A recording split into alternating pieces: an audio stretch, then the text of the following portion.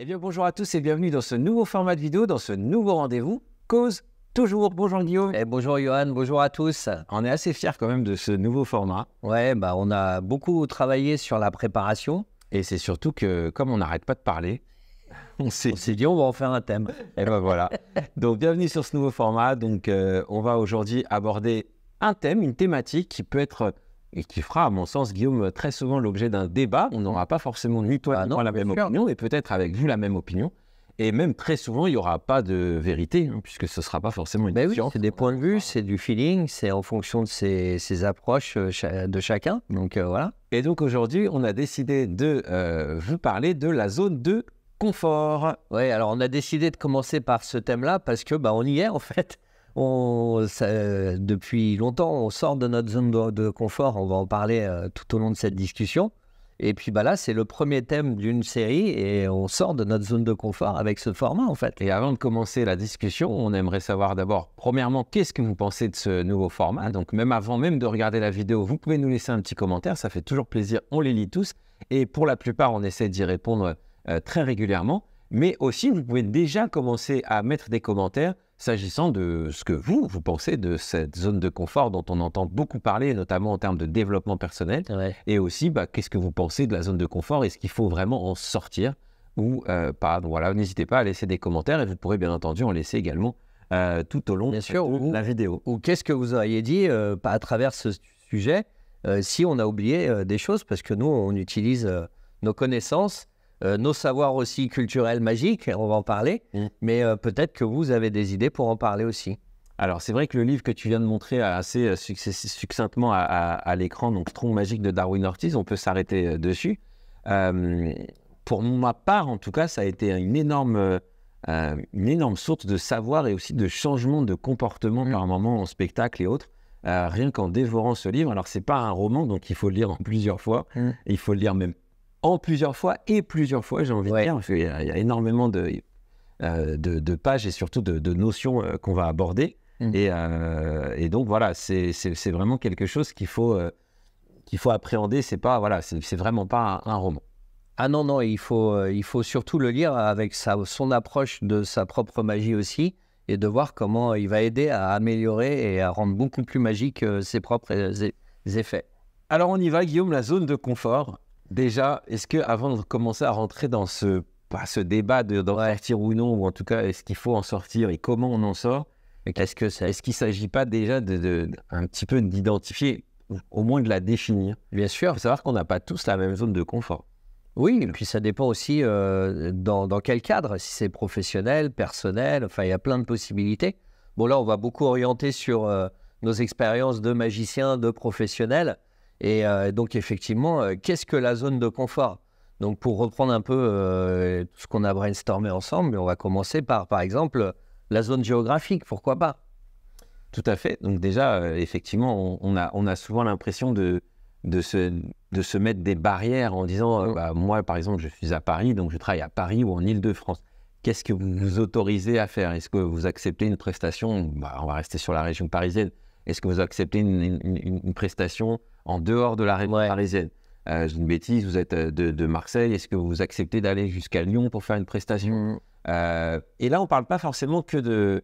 Ça, ce sera sûrement aussi un cause toujours sur le côté combien je dois vendre une prestation. Là, on ne parle pas simplement d'effrayer, c'est est-ce que vraiment j'accepte de bouger, de perdre mon temps dans des transports ou dans des moyens de locomotion, quels qu'ils soient. Après, ça peut être... là, je sors un peu du thème, mais ça peut être autre chose que la zone de confort. Par exemple... moi, mon cas personnel, j'ai beaucoup tourné un peu partout en France avant d'avoir des enfants. Et le fait d'en avoir eu, d'avoir fait des choix de famille, j'ai décidé au contraire, cette fois-ci, plus la restreindre autour de la région parisienne ou proche Paris, quoi. Pour moi, en fait, tu sors pas vraiment du thème, Guillaume. Pour moi, en fait, tout ça, tout ce que tu dis, tout ce que je viens de dire, c'est délimiter sa zone. Et donc, effectivement, tu as souhaité qu'on lance ça sur la thématique de la zone géographique, parce qu'effectivement, quand on parle d'une zone, c'est peut-être le premier truc qui pourrait nous venir à l'esprit, mais il n'y a pas que ça dans sa zone de confort. Alors, nous, on ne va pas parler de développement personnel dans les détails de tout ce qui peut concerner le développement personnel, mais on va parler, s'agissant de la magie, des spectacles, de sa carrière, de notre carrière.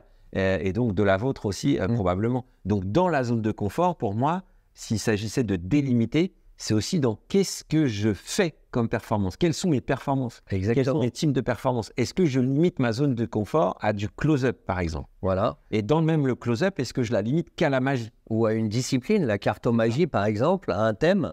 Tu vois, sous l'air de rien, on vient de faire un petit entonnoir qui fait que, est-ce que je fais que du close-up? Est-ce que je fais de la scène? Ok, je fais que du close-up. Si je fais du close-up, est-ce que je fais que de la magie, que du mentalisme? Bien sûr. Si je fais que de la magie, ou les deux, bien sûr, mais si je fais que de la magie, est-ce que je fais que de la carte? Est-ce que je fais de tout?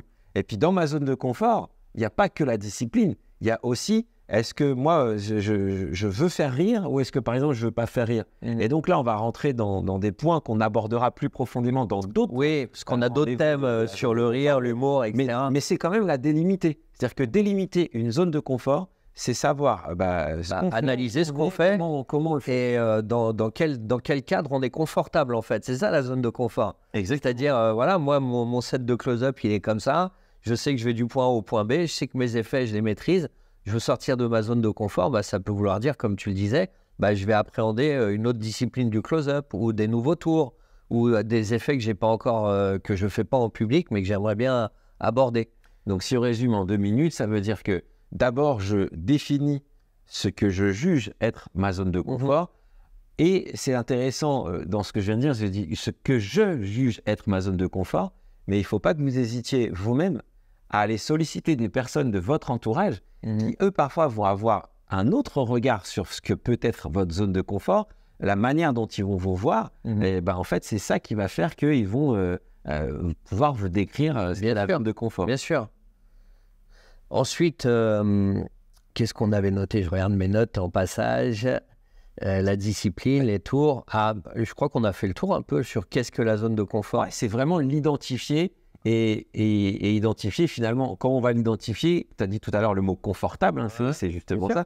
C'est finalement quelles seront mes peurs pour aller au-delà. Voilà. Alors, bonne transition, parce que maintenant, le deuxième thème un peu par rapport à ça, c'est pourquoi. Parce que moi, justement, le pourquoi, je viens de le donner pour mon expérience personnelle. Je voulais avoir une vie de famille un peu plus... avoir du temps pour mes enfants. Du coup, j'ai cherché à avoir des prestations beaucoup plus près de chez moi. Donc là, c'est un pourquoi, mais il y en a plein de possibles. C'est pour ça qu'une zone de confort qui est définie à un temps T ne sera peut-être pas forcément la même à un autre temps de votre vie. Mais surtout, elle n'est pas forcément la même d'une personne à l'autre. Et ça, c'est vraiment important. Si vous voulez voir la suite, n'hésitez pas à vous abonner au programme MD+, car ça continue sur le MD+.